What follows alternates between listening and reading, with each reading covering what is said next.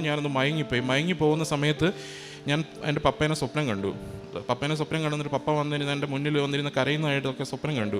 പെട്ടെന്ന് തന്നെ ഞാൻ ഉണർന്നിട്ട് എൻ്റെ മനസ്സിൽ പപ്പേനെ വിളിച്ച് ഈശോ പറയുന്ന പോലെ തോന്നി. പപ്പേനെ വിളിച്ചിട്ട് ഒന്നുകൊണ്ട് വിഷമിക്കണ്ട, പ്രാർത്ഥിക്കുക എന്ന് ആരോ പറയുന്ന പോലെ എനിക്കൊരു ഫീൽ ഉണ്ടായി. ഞാൻ വിളിച്ച് പറഞ്ഞു. പപ്പ അതുപോലെ തന്നെ പപ്പയ്ക്കും എന്തൊക്കെയോ ഒരു മനസ്സിലൊരു ഫീൽ ഉണ്ടെന്ന് എനിക്കും തോന്നി. പിറ്റേ ദിവസം രാത്രിയിൽ ആണ് ഈ ബ്ലഡ് വൊമിറ്റ് ചെയ്യുന്നത്. ആദ്യം വൊമിറ്റ് ചെയ്തു, അത് കഴിഞ്ഞ ശേഷം ഞാൻ ഹോസ്പിറ്റലിൽ പോകാൻ പറഞ്ഞപ്പോൾ പോയില്ല. അങ്ങനെ രണ്ടാമത് ഞാനൊരു ഖത്തറിലെ സമയം ഒരു 11 മണിയായി കാണും. ആ സമയത്ത് ഞാൻ അച്ഛൻ്റെ ഒരു ടോക്ക് കണ്ട് പ്രാർത്ഥിച്ചുകൊണ്ടിരുന്ന സമയത്ത്, ആരാധനയുടെ സമയത്ത് ഞാൻ എൻ്റെ കൺമുന്നിലൂടെ മാതാവിനെ കാണിച്ചു തന്നു. പപ്പ ഞങ്ങളുടെ വീട്ടിലെ കട്ടിൽ കിടക്കുന്നു. മാതാവ് വന്നിട്ട് മാതാവിൻ്റെ കൈ കൊണ്ട് പപ്പയുടെ മുഖം മുതൽ താഴെ വരെ ഇങ്ങനെ തലോടി പോണ ഒരു രംഗം എൻ്റെ കൺമുന്നിൽ കാണിച്ചു തന്നു. എൻ്റെ പേര് ജോമി. ഞാൻ മൂവാറ്റുപുഴ വാഴക്കുളം ഇടവക അംഗമാണ്. ഞാൻ എൻ്റെ ജീവിതത്തിൽ പരിശുദ്ധ അമ്മ വഴി ഈശോയിൽ നിന്ന് ലഭിച്ച അനുഗ്രഹങ്ങൾക്ക് നന്ദി പറയാനും അതിവിടെ സാക്ഷ്യപ്പെടുത്താനുമാണ് ഞാനിവിടെ വന്നിരിക്കുന്നത്. ഞാൻ ആദ്യമായി ഉടമ്പടി എടുത്തത് 2024 നവംബർ മാസമാണ്. ഞാനിവിടെ വന്ന് ഉടമ്പടി അതിനു മുമ്പും പലതവണ ഞാൻ കൃപാസനം വഴി വന്ന് പോയിട്ടുണ്ടെങ്കിലും ഉടമ്പടി എടുക്കാനൊന്നും നിന്നിട്ടില്ല. ഇവിടെ വരും, അച്ഛൻ്റെ ടോക്കിൽ പറഞ്ഞിട്ടുള്ള പോലെ ഇവിടെ വരും, പ്രാർത്ഥിക്കും, അങ്ങ് പോകും, അല്ലാതെ ഉടമ്പടി ഒന്നും എടുത്തിട്ടില്ല. പക്ഷേ 2024 മെയ് മാസം എൻ്റെ വൈഫ് ഇവിടെ വന്ന് ഉടമ്പടി എടുത്തിട്ടുണ്ടായിരുന്നു. വൈഫ് ഉടമ്പടി എടുത്തതിന് ശേഷം അവൾ വീട്ടിൽ വന്ന് പ്രാർത്ഥനയും കാര്യങ്ങളൊക്കെ ആയിട്ട് പോകുമ്പോൾ ഞാനിങ്ങനെ എൻ്റെ അടുത്ത് കൃപാസന അമ്മയെക്കുറിച്ച് പറയുമ്പോഴും ഓരോ സാക്ഷ്യങ്ങൾ പറയുമ്പോഴും ഞാൻ അത്ര ഗവനിച്ചിരുന്നില്ല. പക്ഷേ ആ 2024 ഒരു ഓഗസ്റ്റ് മാസമായപ്പോഴും ഞാൻ ഖത്തറിലാണ് വർക്ക് ചെയ്യുന്നത്. അപ്പം 2024 ഓഗസ്റ്റ് മാസമായപ്പോഴേക്കും ഞാനിങ്ങനെ വൈഫിന് വേണ്ടി ഒരു വിസിറ്റ് വിസയ്ക്ക് അപ്ലൈ ചെയ്തിരുന്നു. ഇതിന് മുമ്പ് പലപ്പോഴും ഞാൻ വിസിറ്റ് വിസയ്ക്ക് അപ്ലൈ ചെയ്തിരുന്നതാണ്. പക്ഷേ അന്നൊന്നും പല സാഹചര്യങ്ങൾ മൂലം അത് മുൻപോട്ട് പോയില്ല. പക്ഷേ ഞാൻ അന്ന് വിസിറ്റ് വിസയ്ക്ക് അപ്ലൈ ചെയ്തു. ആ വിസ അപ്രൂവായി. അതിനുശേഷം വൈഫ് വിസിറ്റിനായി ഖത്തറിലേക്ക് വരികയും അവിടെ വെച്ച് അവളുടെ ഉടമ്പടി പ്രാർത്ഥനയും കാര്യങ്ങളും എല്ലാം തുടർന്ന് കൊണ്ടുപോവുകയും ആ കൂട്ടത്തിൽ ഞാനും പങ്കാറാവുകയും ഉടമ്പടി വസ്തുക്കൾ ഉപയോഗിക്കുകയും എല്ലാം ചെയ്തിരുന്നു. ആ സമയത്ത് ഞാൻ വൈഫിൻ്റെ അടുത്ത് പറഞ്ഞിരുന്നു, എൻ്റെ ഒരു വലിയ സ്വപ്നമായിരുന്നു യൂറോപ്പിലോ ഓസ്ട്രേലിയയിലോ എവിടെയെങ്കിലും പോവുക എന്നുള്ളത്. അപ്പോൾ ഞാൻ പറഞ്ഞിരുന്നു, എൻ്റെ അമ്മ മാതാവ് അത് സാധിച്ചു തരുവാണെങ്കിൽ ഉറപ്പായും ഞാനിവിടെ വന്ന് ഉടമ്പടി എടുക്കാമെന്ന് പറഞ്ഞിരുന്നു. അത് പറഞ്ഞതുകൊണ്ടാകാം, അമ്മയെ വെല്ലുവിളിച്ച പോലെ പറഞ്ഞതുകൊണ്ടാകാം ഞാൻ വൈഫ് നാട്ടിലേക്ക് തിരിച്ചു പോന്നു. ഒരു മാസം വിസിറ്റ് കഴിഞ്ഞ് തിരിച്ചു പോന്നു. ഒരു 2 ആഴ്ചയ്ക്കുള്ളിൽ തന്നെ എനിക്ക് പെട്ടെന്ന് ഇയർ ബാലൻസിങ്ങിൻ്റെ ഇഷ്യൂ വന്നു. എനിക്കവിടെ നിൽക്കാൻ, അതായത് അവിടെ പല ഡോക്ടേഴ്സിനെ കാണിച്ചെങ്കിലും ട്രീറ്റ്മെൻ്റ് ഒന്നും കറക്റ്റായിട്ട് കിട്ടുന്നില്ല, അത് മാറുന്നില്ല. അങ്ങനെ ഒരാഴ്ചയോളം ഞാൻ ലീവിലായിരുന്നു, ഓഫീസിലൊന്നും പോകാൻ പറ്റുന്നില്ല. അപ്പോൾ അങ്ങനെ ആ ഒരു സാഹചര്യത്തിൽ ഞാൻ നമ്മുടെ ഓഫീസിൽ പറഞ്ഞ് ഞാൻ നാട്ടിലേക്ക് പോന്നു. നാട്ടിൽ ട്രീറ്റ്മെൻറ്റിനായിട്ട് വന്ന് ഇവിടെ വന്ന് ഡോക്ടറിനെ കാണിച്ച് മരുന്നെല്ലാം ട്രീറ്റ്മെൻറ്റ് സ്റ്റാർട്ട് ചെയ്തു. ഒരു 4-5 ഡേയ്സ് കഴിഞ്ഞതിന് ശേഷം ഏകദേശം ബെറ്ററായി തോന്നുന്ന സമയത്ത്, ആ സമയത്ത് വൈഫിൻ്റെ ഉടമ്പടി റിന്യൂ ചെയ്യേണ്ട ടൈമായിരുന്നു. അപ്പോൾ അങ്ങനെ വൈഫിൻ്റെ കൂട്ടത്തിൽ റിന്യൂവലിന് വേണ്ടിയിട്ട് ഞാനിവിടെ വന്നു. ഇവിടെ വന്നപ്പോൾ എന്തോ എനിക്കറിയില്ല, അമ്മ മാതാവിൻ്റെ ഇതുകൊണ്ടായിരിക്കാം, ഞാൻ ഇവിടെ ഉടമ്പടി എടുക്കാൻ തീരുമാനിച്ചു. അന്ന് തന്നെ ഞാനൊരു പുതിയ ഉടമ്പടി എടുത്ത് തിരിച്ച് വീട്ടിലെത്തി നോർമലായി തന്നെ ഉടമ്പടി പ്രാർത്ഥനയും കാര്യങ്ങളൊക്കെ ആയിട്ട് അങ്ങ് പൊയ്ക്കൊണ്ടിരുന്നു. പക്ഷേ ഇവിടെ നിന്ന് എൻ്റെ 2 ആഴ്ചയ്ക്ക് ശേഷം ഞാൻ ഖത്തറിൽ തിരിച്ചു പോയി. അവിടെ ചെന്നതിന് ശേഷം എൻ്റെ ജീവിതത്തിൽ ഞാൻ ഒരുപാട് സ്ട്രഗിൾസ് ഫേസ് ചെയ്യേണ്ടി വന്നു. എന്ന് വെച്ച് കഴിഞ്ഞാൽ ഞാൻ എന്തിനും, അതായത് എനിക്ക് ഇയർ ബാലൻസിങ്ങിൻ്റെ ഇഷ്യൂ വന്നതിനൊപ്പം തന്നെ എനിക്ക് ഭയങ്കരമായിട്ട് ഹെഡേക്ക്, എനിക്ക് ചെറിയ പ്രഷർ പോലും എനിക്ക് താങ്ങാൻ പറ്റുന്നൊരു സ്റ്റേജിലായിരുന്നില്ല. അപ്പം ഈവനിങ് ആകുമ്പോഴത്തേനും എനിക്ക് ഭയങ്കരമായിട്ട് ഹെഡേക്കും ബുദ്ധിമുട്ടും ആകും. എന്നും ജോലിക്ക് പ്രഷറായിരുന്നു. അങ്ങനെ എനിക്ക് എന്നും ഞാൻ വീട്ടിൽ വിളിച്ച് പരാതി പറയുന്ന ഒരു സ്ഥിരം പതിവായിരുന്നു. അങ്ങനെ ഇരിക്കുമ്പോൾ ഞാൻ ആ പറയുന്ന കൂട്ടത്തിൽ തന്നെ ഞാൻ പറയാറുണ്ടായിരുന്നു, ഞാൻ ഉടമ്പടി എടുത്തുകൊണ്ടാണ് എനിക്കിങ്ങനെ വന്നത്, അതിനു മുമ്പ് എനിക്ക് ഇത്രയും പ്രശ്നമില്ലായിരുന്നു എന്ന് ഞാൻ പലപ്പോഴും അമ്മ മാതാവിനെയും ഈശോയൊക്കെ ഒരുപാട് പറഞ്ഞിട്ടുണ്ട്. പക്ഷേ എന്നോ ഒരു ദിവസം എനിക്ക് വേറെ മാർഗമില്ല, എനിക്ക് മുന്നോട്ട് പോകാൻ വേറെ മാർഗമില്ല എന്ന് തോന്നിയ അന്ന് അമ്മ മാതാവിൻ്റെ മുമ്പിൽ ഞാൻ മുട്ടുകുത്തിയ എന്നോ അന്ന് മുതൽ എൻ്റെ ജീവിതത്തിലെ മാറ്റങ്ങൾ ആരംഭിച്ചു. എൻ്റെ ജീവിതത്തിൽ എന്നു മുതൽ അമ്മ മാതാവ് ഇടപെടാൻ തുടങ്ങിയോ അന്ന് മുതൽ ഓരോ കാര്യത്തിലും ചെറിയ ചെറിയ കാര്യങ്ങളിൽ പോലും എന്ന് വെച്ച് കഴിഞ്ഞാൽ ഞാൻ പ്രാർത്ഥിക്കാൻ ഒരു കൊന്ത പോലും ചെല്ലില്ലാത്ത ആളായിരുന്നു ഇത് ഡെയിലി. അങ്ങനെ ഞാൻ ആ സ്ഥാനത്ത് ഡെയിലി കൊന്ത ചെല്ലുവാൻ തുടങ്ങി, ഇടവേളകളിലെല്ലാം പ്രാർത്ഥിക്കുവാൻ തുടങ്ങി, ബൈബിൾ വായിക്കുവാൻ തുടങ്ങി. അങ്ങനെ ഉടമ്പടിയുടേതായ ചിട്ടവട്ടങ്ങളെല്ലാം അതുപോലെ കൊണ്ടുപോകാൻ തുടങ്ങി. അങ്ങനെ ആയപ്പോൾ തന്നെ ഞാൻ എൻ്റെ ഉടമ്പടി നിയോഗത്തിൽ എഴുതിയിരുന്ന ഒരു കാര്യമായിരുന്നു, എനിക്കൊരു ഷോപ്പുണ്ടായിരുന്നു ഖത്തറിൽ.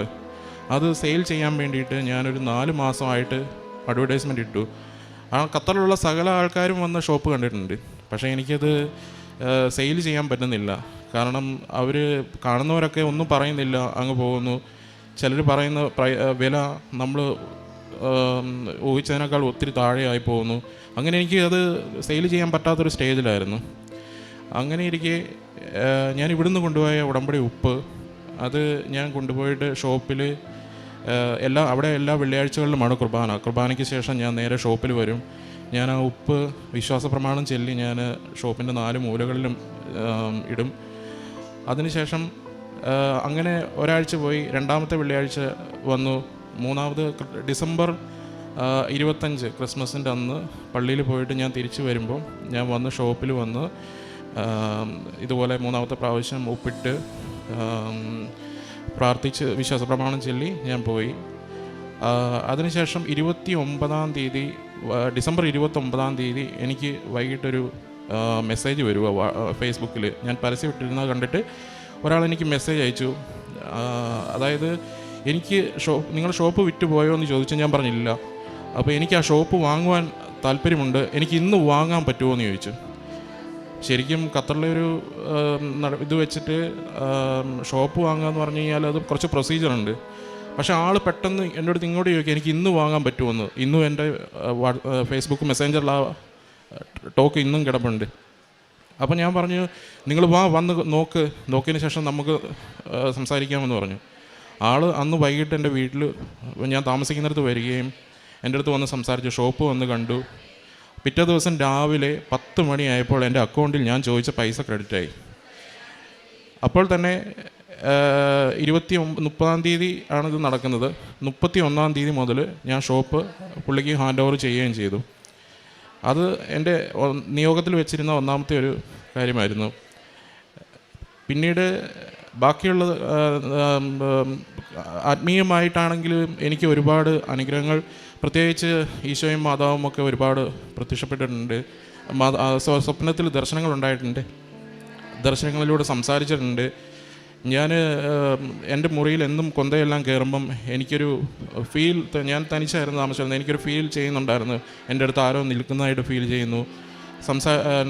ബൈബിൾ വായിക്കുമ്പോൾ ഞാൻ എന്ത് ആവശ്യം ചോദിച്ച് ബൈബിൾ വായിക്കുന്നോ അതിന് ഈശോ മറുപടി തരുന്നതായിട്ട് എനിക്ക് ബൈബിളിലൂടെ എനിക്ക് പലപ്പോഴും തോന്നിയിട്ടുണ്ട്. പല വ്യക്തികളെയും ഈശോ എന്നെ സ്വപ്നത്തിൽ കാണിച്ചു തരുന്നുണ്ട്. അന്ന് വരെ ഞാൻ സ്വപ്നത്തിൽ കാണാത്ത ആൾക്കാരെ പലരെയും കാണിച്ചു തന്നിട്ട് ഈശോ സ്വപ്നത്തിലൂടെ എൻ്റെ അടുത്ത് എസെക്കിയേൽ പ്രവാചകൻ്റെ പുസ്തകത്തിൽ 32, 33, 34 വചനങ്ങൾ തന്ന് എൻ്റെ അടുത്ത് അവരുടെ അടുത്തെല്ലാം സംസാരിക്കാൻ പറഞ്ഞിട്ടുണ്ട്. അതുപോലെ ഞാൻ അവരെ വിളിച്ച് സംസാരിക്കുകയും എല്ലാം ചെയ്തിട്ടുണ്ട്. ഇതിനേക്കാളൊക്കെ ഉപരി എന്നെ അത്ഭുതപ്പെടുത്തിയ ഒരു കാര്യമാണ്, എൻ്റെ റൂമിൽ വീക്കെൻഡിൽ, അത് എൻ്റെ നാട്ടിൽ തന്നെ തൊടുപുഴയുള്ള ഒരു ഫ്രണ്ടാണ്. അവന് വീക്കെൻഡ് ആകുമ്പോൾ എല്ലാ വീക്കെൻഡിൽ റൂമിൽ വരും. അപ്പോൾ ഞങ്ങൾ ഒന്നിച്ച് ഫുഡ് ഉണ്ടാക്കും. അന്ന് ഞങ്ങൾ മദ്യപിക്കുകയൊക്കെ ചെയ്യുമായിരുന്നു. അപ്പോൾ ആ മദ്യപാനം, ഞാൻ ഉടമ്പടി എടുത്തോടുകൂടി മദ്യപാനം നിർത്തി. അത് കംപ്ലീറ്റ് നിന്നുപോയി. എൻ്റെ സുഹൃത്ത് അതിനുശേഷം എൻ്റെ റൂമിൽ വരും.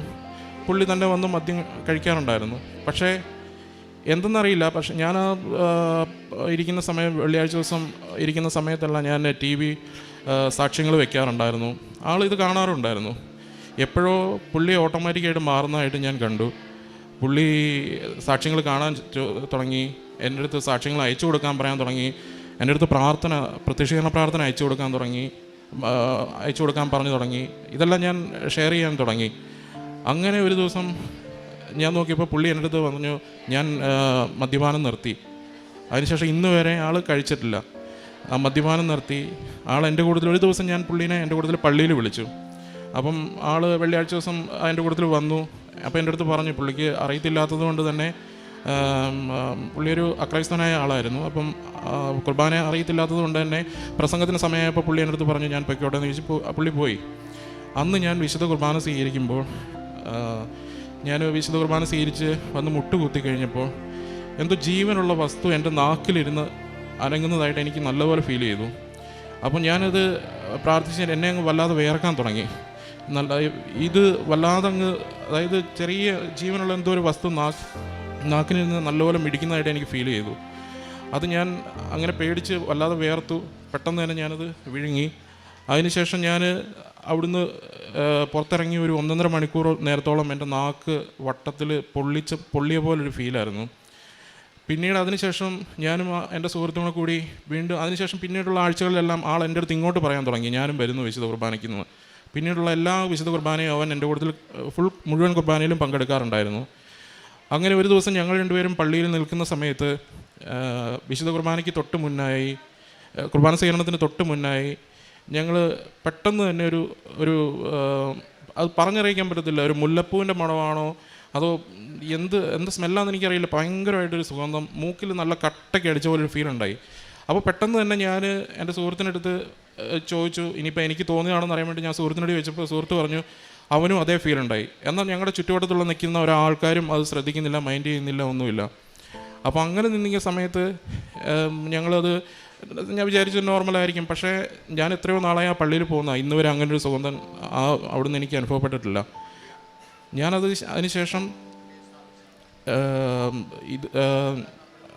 അതിനുശേഷം ഞാൻ അത് പള്ളിയിൽ നിന്ന് ഞങ്ങൾ കുർബാന കഴിഞ്ഞ് ഇറങ്ങാൻ തുടങ്ങുന്നതിന് തൊട്ട് മുൻപായി, കുർബാന കഴിഞ്ഞ് വെളിയിലേക്ക് ഇറങ്ങുന്നതിന് തൊട്ട് മുൻപ് ഞങ്ങളുടെ മുന്നിൽ ഇരുന്നിരുന്ന ഒരു അപ്പച്ചനും അമ്മച്ചിയും നേരെ തിരിഞ്ഞ് നിന്നിട്ട് കൃപാസനം പത്രം ഞങ്ങൾക്ക് 2 പേർക്കും നീട്ടുവാണ്.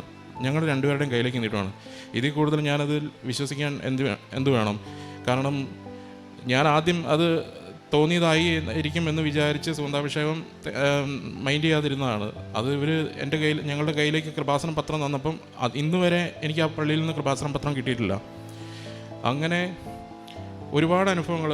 ആ സുഹൃത്ത് ഇന്നിവിടെ ഉണ്ട്. അവൻ നാട്ടിൽ ലീവിന് വന്ന് ഇന്ന് വന്ന് പുതിയ ഉടമ്പടി എടുത്തിട്ടുണ്ട്. അങ്ങനെ എൻ്റെ ജീവിതത്തിൽ ഒരുപാട് ആത്മീയമായിട്ട് അനുഗ്രഹങ്ങൾ പറയുകയാണെന്നുണ്ടെങ്കിൽ എൻ്റെ പല ആൾക്കാരെയും, എൻ്റെ പപ്പയാണെങ്കിൽ പോലും പപ്പ ലിവർ സിറോസിസ് ഉള്ള ആളാണ്. അപ്പം ആൾ ഇങ്ങനെ ഒരു വിശ്വാസക്കുറവുണ്ടായിരുന്നു. അപ്പം ഞാൻ പപ്പയ്ക്ക് വേണ്ടിയിട്ട് എന്നും പ്രാർത്ഥിക്കുമായിരുന്നു, ഒരു രഹസ്യം ചൊല്ലിയെന്നും പ്രാർത്ഥിക്കുമായിരുന്നു. പ്രാർത്ഥിക്കുന്ന സമയത്ത് ഒരു ദിവസം പപ്പ വൈകിട്ട് ഇങ്ങനെ ബ്ലഡ് വൊമിറ്റ് ചെയ്തെന്ന് വൈഫ് പറഞ്ഞു. അപ്പം ഞാൻ വൈഫിൻ്റെ അടുത്ത് പറഞ്ഞു ഹോസ്പിറ്റലിൽ പോകാൻ പറഞ്ഞു. പക്ഷേ പോയില്ല. പപ്പ പറഞ്ഞു അത് കുഴപ്പമില്ല, അത് ഫുഡ് കഴിച്ചതിൻ്റെ ആയിരിക്കും എന്ന് പറഞ്ഞ് പോയില്ല.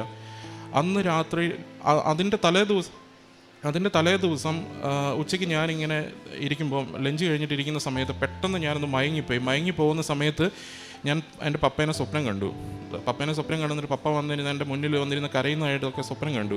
പെട്ടെന്ന് തന്നെ ഞാൻ ഉണർന്നിട്ട് എൻ്റെ മനസ്സിൽ പപ്പേനെ വിളിച്ച് ഈശോ പറയുന്ന പോലെ തോന്നി. പപ്പേനെ വിളിച്ചിട്ട് ഒന്നുകൊണ്ട് വിഷമിക്കണ്ട, പ്രാർത്ഥിക്കുക എന്ന് ആരോ പറയുന്ന പോലെ എനിക്കൊരു ഫീൽ ഉണ്ടായി. ഞാൻ വിളിച്ച് പറഞ്ഞു. പപ്പ അതുപോലെ തന്നെ പപ്പയ്ക്കും എന്തൊക്കെയോ ഒരു മനസ്സിലൊരു ഫീൽ ഉണ്ടെന്ന് എനിക്കും തോന്നി.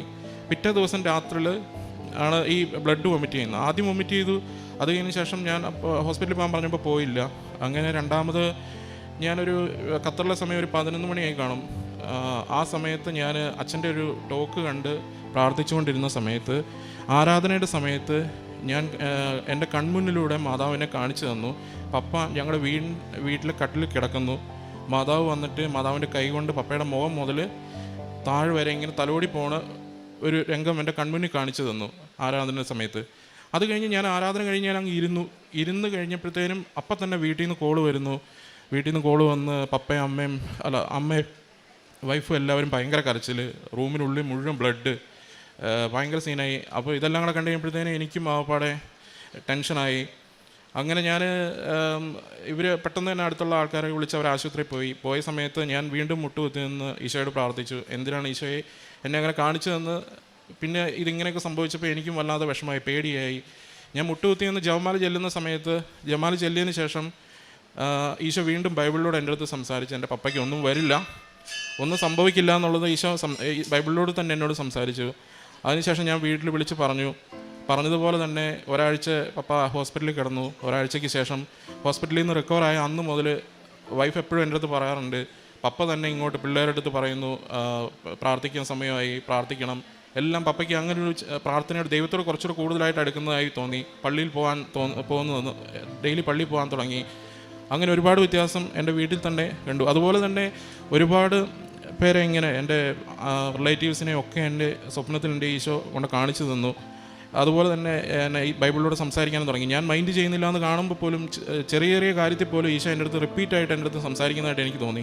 പലപ്പോഴും ഞാൻ ബൈബിൾ എടുത്ത് വെച്ചിട്ട് നോക്കും, ഞാൻ ബൈബിളിന് എവിടെയെങ്കിലും അത് കറക്റ്റായിട്ട് അങ്ങനെ വരുന്നതാണെന്ന്. പിന്നീട് ഞാൻ എങ്ങനെ എടുക്കാൻ നോക്കിയിട്ടും ആ വചനങ്ങൾ കിട്ടാറില്ല.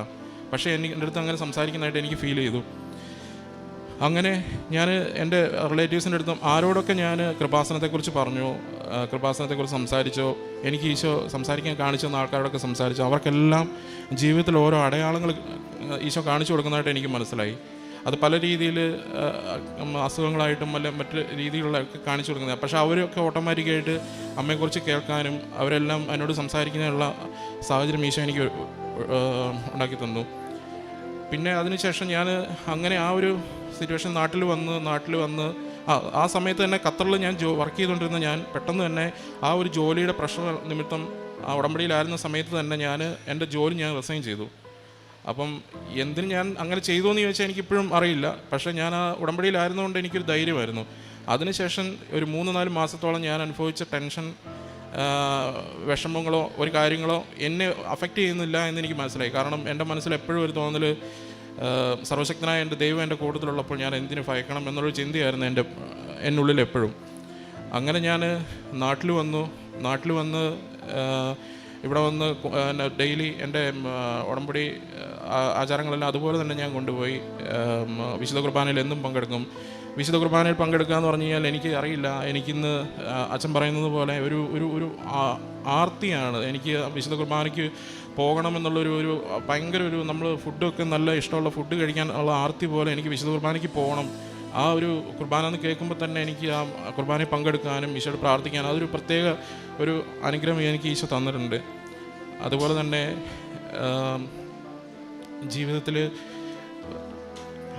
എൻ്റെ ജീവിതത്തിലെ കാരുണ്യപ്രവർത്തികളെന്ന് പറയാൻ ഞാൻ നേരത്തെ തന്നെ വർഷങ്ങളായിട്ട് തന്നെ ഞാൻ നമ്മുടെ വീടിൻ്റെ അടുത്ത് തന്നെ ഒരു അമ്മമാരുടെ സ്ഥാപനമുണ്ട്.